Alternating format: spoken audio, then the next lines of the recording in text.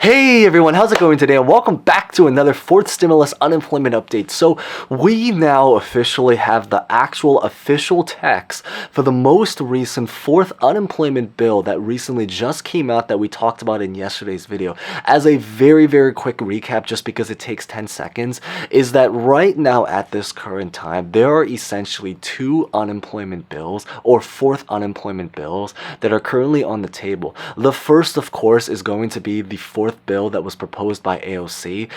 We've literally just been calling it the AOC bill, which is essentially hoping to try to take unemployment and extend it until 2022. And then the new bill that we recently just talked about in yesterday's video from release date pretty much just talked about a brand new bill that we've pretty much just been calling the widened 26-week bill, which is essentially hoping to try to add 26 weeks to the unemployment program. But the big thing is that in today's update, now that we do actually have the official text, I really just want to try to run into a lot of the details and really answer a lot of common questions about this particular bill, about how it works, such as about how to actually get onto this program if, say, it was to particularly approve, especially with a lot of deadlines that are coming out. And then all of the important information, such as about like the requirements, the eligibility, the retroactive situation, the start dates, all of that stuff we're going to cover. If you have any particular questions about this or any of the questions about what we just mentioned, feel free to maybe comment it down below, because we hope to try to cover them in either today's video or in honestly any other video. And it's very likely that other people probably have similar questions as well.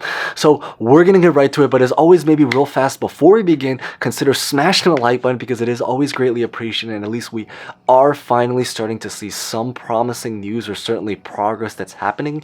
Consider subscribing and hitting the bell for similar videos like this and other kinds of finance topics. I'll also put videos at the very end screen that talk about a little bit of the other bills, such as about the AOC bill, about the first part to this bill, so you can technically consider this video almost like a part 2 to the video we made yesterday. Of course, you can really watch them in either order, because we do cover different parts when it comes to all of these different bills, but all of these videos will be at the very end screen.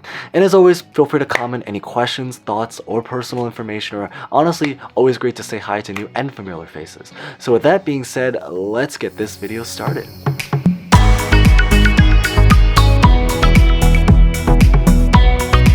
So when it comes to this brand new bill, is that what they're hoping to do now, as mentioned, is that they're hoping to try to put this bill inserted inside of the new brand new fourth stimulus package. Now, if this bill was to approve, they're hoping to essentially start this program essentially either immediately when it gets approved or the very beginning of 2024.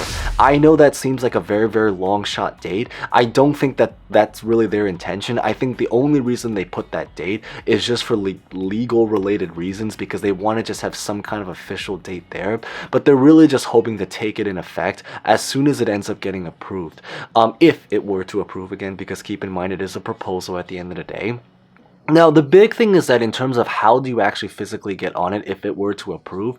So one of the things is, from reading the text, is that one thing about it is that in order to get onto this program, very likely it's looking right now that you probably will have to actually reapply for the unemployment in general if you wanted to get onto this program, if it did end up approving.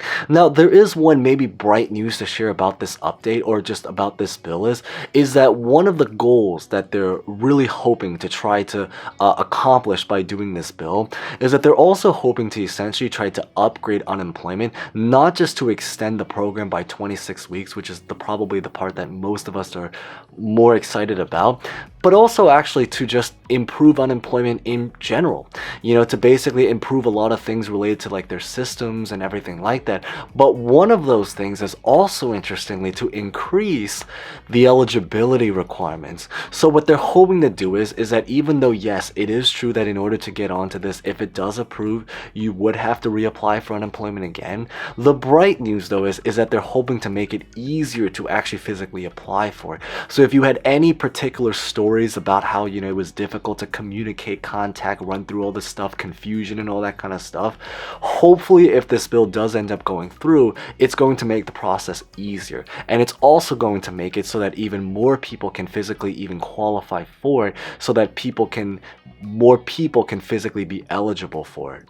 Now, what are some of these eligibility requirements? This is pretty much like a summarized version that comes directly from their website. So this is as official as it can be because this was right from the government website that they released.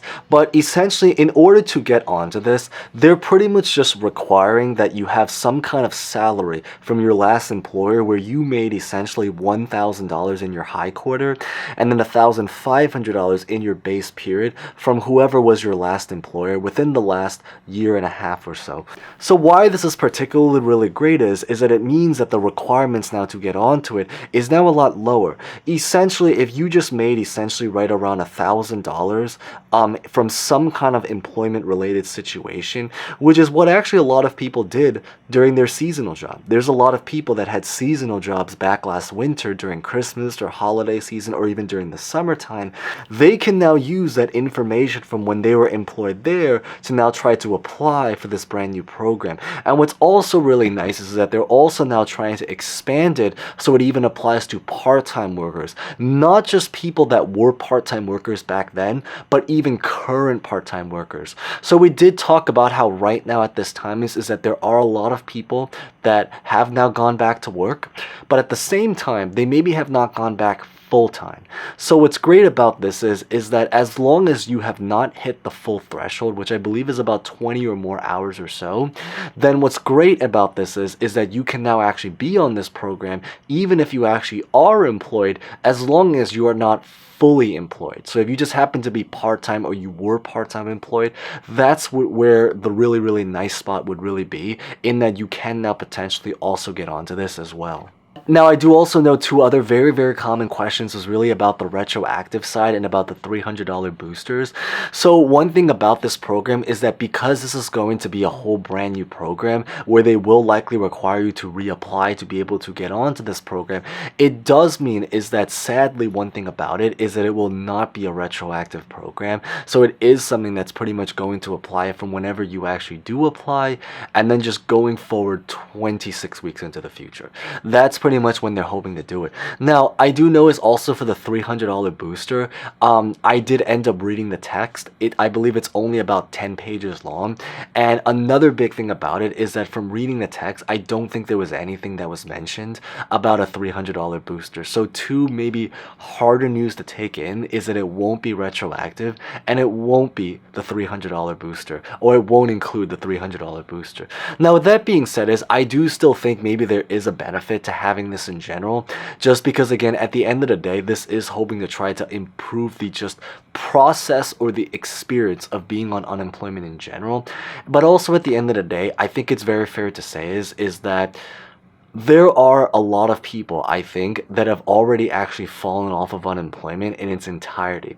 So I think the hope is that if they're able to have just some kind of unemployment, hopefully it can at least make some difference, better than just being in a clean slate, which is pretty much what ended up happening to essentially about 7 to 8 million people earlier this month from release date around Labor Day weekend. Now, as just mentioned, is that one thing that is nice though is that they are hoping to improve a lot of things about unemployment in general. So this should hopefully try to outline some of these improvements. And what is going to be very, very nice about this program, which is why I do say is that there is still a lot of benefits to having this in general, is that they're pretty much going to try to expand the program so that first off is that you can now do many, many things through electronic document submissions. So as you guys know is that back then we used to have a lot of things that had to be done through like physical mail, all that kind of stuff. They're hoping to basically try to create more things and really try to digitalize the entire procedure. Now they will very, very likely still have things related to like physical paperwork available if you are someone that maybe, doesn't have access to like lots of good technology, or maybe you just aren't as well versed about it. But the big thing is that they're hoping to give you options. And then the other really, really great part about it is that they're also hoping to try to expand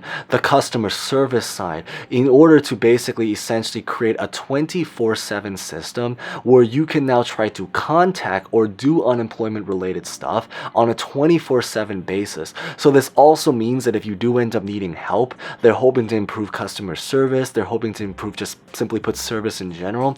And they're also hoping to hopefully try to improve the actual phone line and the communication. So if you do end up actually needing any particular help, it'll hopefully become a lot easier now to pretty much contact them, reach out to them, whether it's through email, message, and most certainly phone call, because I think that's the side that a lot of people had a lot of different wide experiences when it came to trying to phone call unemployment for most of last year.